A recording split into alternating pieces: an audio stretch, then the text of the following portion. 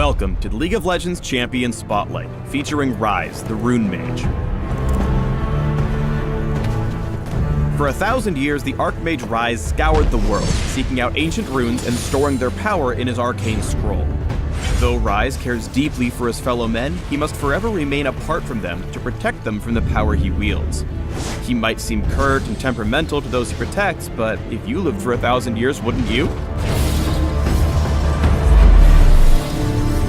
The world may have forgotten the horrors unleashed by the Rune Wars, but Ryze remains vigilant.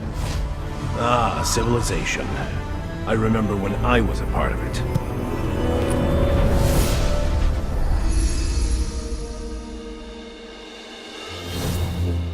Ryze's passive is Arcane Mastery. It makes his spells do additional damage based on his bonus mana, and also increases his max mana by a percentage of his ability power. Build mana, build AP, get more strong. Ryze is all about combos, and he's got to pick the right spells for the right moment. In this case, we're starting off with his E, Spell Flux. It deals magic damage to a target and marks it with Flux. All Ryze's other spells have bonus effects on fluxed up targets, and we'll talk about those in a second. For now, we want to talk about the two ways you can cause Flux to spread to nearby units. First, you can use Spell Flux once, then wait for it to come off cooldown and recast it on the marked target to strike all nearby enemies with Spell Flux. Alternatively, killing a Flux target using any of Ryze's spells also causes Spell Flux to spread to nearby enemies. You've got nothing. When farming in lane, use Spell Flux to whittle down whole waves at once. If your lane opponent steps too close, you can use the little guys to spread the Flux. Win early trades by continuously giving them the blue business. I'm hunted by things far worse than you. Since we started with Ryze's E, we might as well move backwards. Ryze's W is Rune Prison. They never learn. Point, click, root your opponents to deal magic damage. Use Rune Prison on a Flux target to consume Flux and increase the duration of the root. The range on Rune Prison is pretty short, so you'll need to be ready to commit before using it. Save it for when your opponent is caught out, then lock him down, move in, and extinguish him.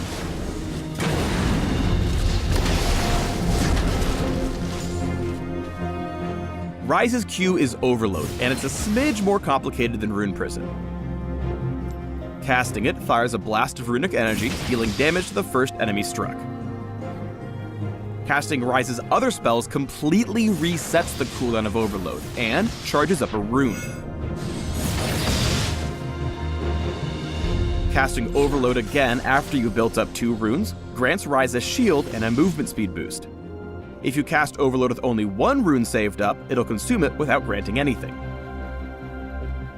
When striking enemies marked with Flux, Overload deals bonus damage and bounces to any nearby enemies also marked with Flux, consuming the mark. If all that felt like an information overload, just think of it this way. Cast your Q in between every other ability to maximize your DPS. Or, skip a Q to deal less damage, but earn yourself a shield and speed. Here, Ryze bursts down J4 with a slew of alternated overloads and spell fluxes.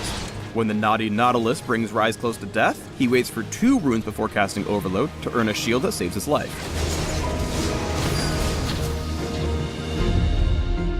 Ryze's ultimate is the thing that turns him into more of a team player. Casting Realm Warp opens a portal to a location a short distance away. A few moments later, Ryze and any other allied units standing at the entrance portal are warped to the target location. This applies to allied minions and champions, and works in combat, though it can be cancelled if enemies catch Ryze with crowd control while the ult charges. Otherwise, he can move and cast freely while the portal opens.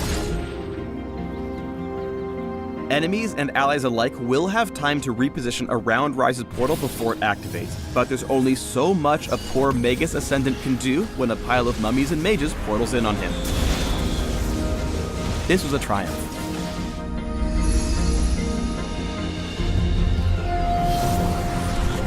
Ryze's combos are great for bursting down lone opponents, but his wave clear isn't half bad either if you know how to combine his spells. Here, Ryze preps the wave by executing 1 minion using his E, automatically spreading Spell Flux to half the wave. He waits for his E to come back up, then uses it on a fluxed minion to tag the rest. A final overload blows them all up. Hang on. Archmage business. When you find yourself in a tough spot, here's a combo that'll get you out. Drop a spell flux on whatever creepy sheep person might be chasing you, then follow it up with a rune prison for the extended route. Fling out an overload to swap in those sweet runes for a shield and some move speed. Then GTFO. When you need to drop tons of damage reliably, QWQEQ is the combo you need. Ryze starts with his Q, followed by a rune prison to lock Karthus down, resetting overload. Ryze boosts his third overload with spell flux for increased damage. With no more spells left to cast, the Deathslinger is sent back to the underworld where it's much harder to get CS.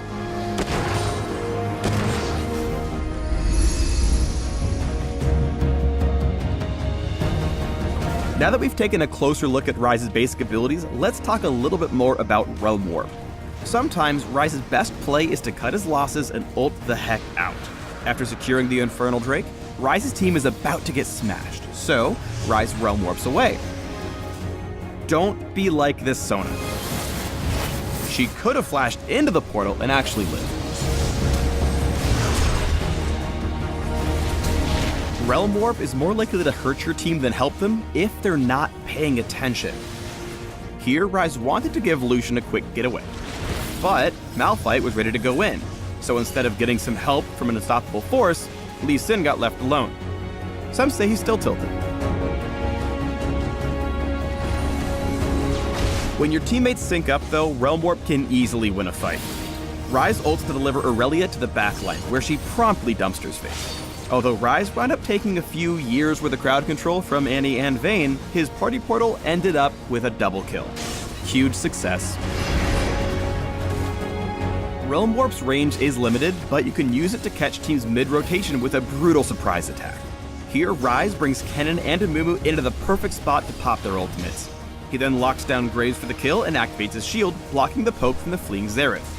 With Jhin and Xerath out of reach, he turns to finish off the rude Renekton chomping on his team's backline.